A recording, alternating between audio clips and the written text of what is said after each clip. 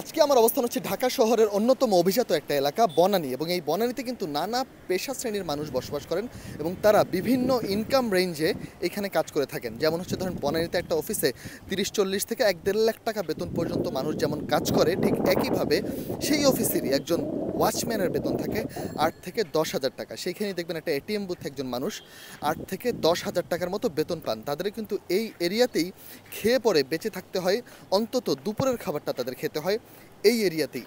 তাই আমি এই সকল শ্রেণী পেশার মানুষদের জন্য একটা নতুন ব্লগ নিয়ে আসছি। স্বাগতম রাহিনুজুম ট্রাভেল অ্যান্ড ফুডে নতুন একটা ভিডিওতে। একটা হিসাব করে দেখলাম যে ঢাকা শহরে এখন যে কোনো এলাকায় নাস্তা করতে অনেক টাকা চলে যায়। তাই আজকে আমি ঠিক করলাম আমি 20 টাকার মধ্যে নাস্তা করব। এই দোকানে গিয়ে একটা পরোটা আর পাশের দোকানে একটা চা নিলাম। 10-20 টাকার মধ্যে আমার নাস্তা সেরে ফেললাম। কিন্তু একটা ব্যাপার কি আপনারা ভেবে দেখেছেন? আমি আপনাদের উদ্দেশ্যে একটা প্রশ্ন রেখে যাই শুরুতেই ব্লগের। আমি জানতে চাই যে আপনাদের কোন এরিয়ায় পরোটার দাম কত।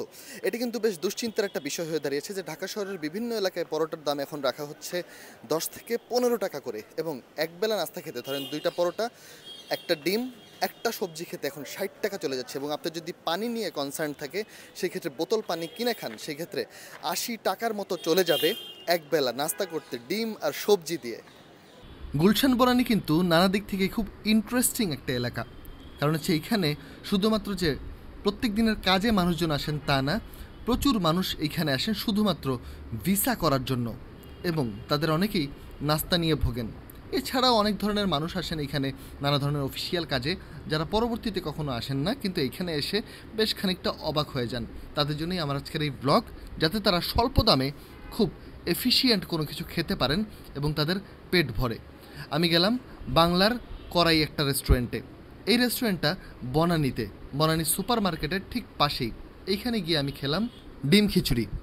ডিম খিচুড়িটা বেশ সুস্বাদু ছিল, কিন্তু আমি একটা জিনিস মিস করেছি যে আমি দাম জিজ্ঞেস করতে ভুলে গেছি। পরবর্তীতে যখন দাম দিতে গেলাম তখন দেখলাম এই ডিম খিচুড়ির দাম 80 টাকা। হয়তো 80 টাকা ডিম খিচুড়ি, এইটা আমি আগে জানলে এইখানে খেতাম না। কিন্তু ডিম খিচুড়িটা একেবারে খারাপ লাগেনি আমার কাছে। এই রেস্টুরেন্ট থেকে বেরিয়ে ঠিক অপোজিটেই রয়েছে একটা ভ্যান, এবং সেই ভ্যানে আমি দেখলাম পাঙ্গাস মাছ দিয়ে তারা ভাত বিক্রি করছে। এবং পাঙ্গাস মাছ, ডাল, ভাত মোটামুটি ভর্তা সহ নিলে আপনার প্যাকেজ পড়বে 80 টাকাই। তাই আমি পরবর্তীতে চিন্তা করলাম দুপুরবেলা সেইখানে খাবো।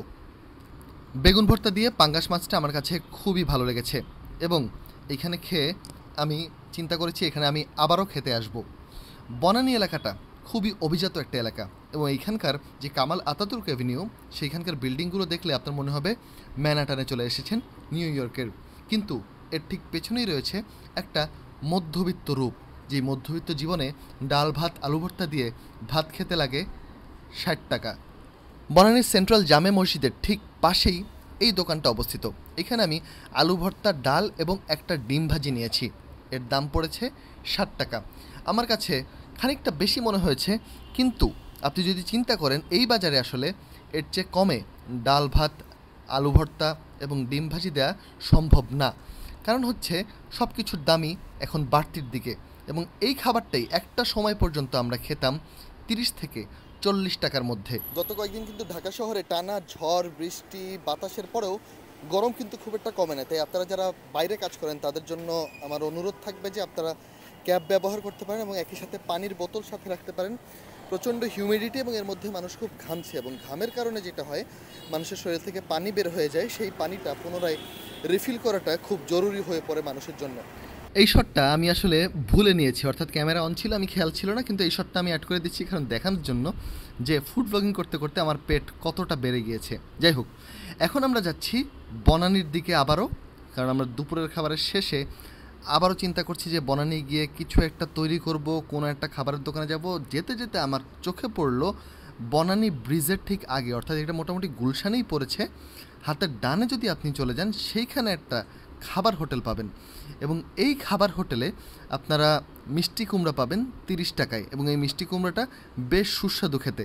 আমি এখানে খেয়েছি, এবং এখানে আমার দাম পড়েছে একবেলা খাবারে 50 টাকার মতো। এটার লোকেশনটা হচ্ছে আমারি হোটেল থেকে বনানীর দিকে আগালে হাতের ডানে যে লেকপাটটা চলে গেছে সেদিক থেকে একটু আগালেই দেখবেন হাতের ডানে কোনো নাম টাম লেখা নেই, এরকম একটা হোটেল। 2017 থেকে 2019 এই 2 বছর আমি বনানীর এই 11 নম্বর রোডে অফিস করেছিলাম।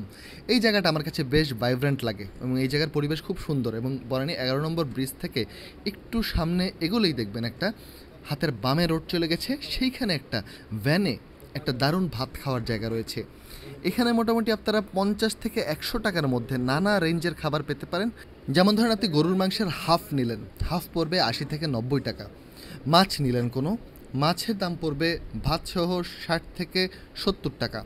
মুরগি নিলে 80 থেকে 100 টাকার মধ্যে পড়বে এবং সবজি দিয়ে খেলে 50 থেকে 60 টাকার মধ্যে আপনারা সবজি দিয়ে 1 প্লেট ভাত খেতে পারেন ভর্তাসহ।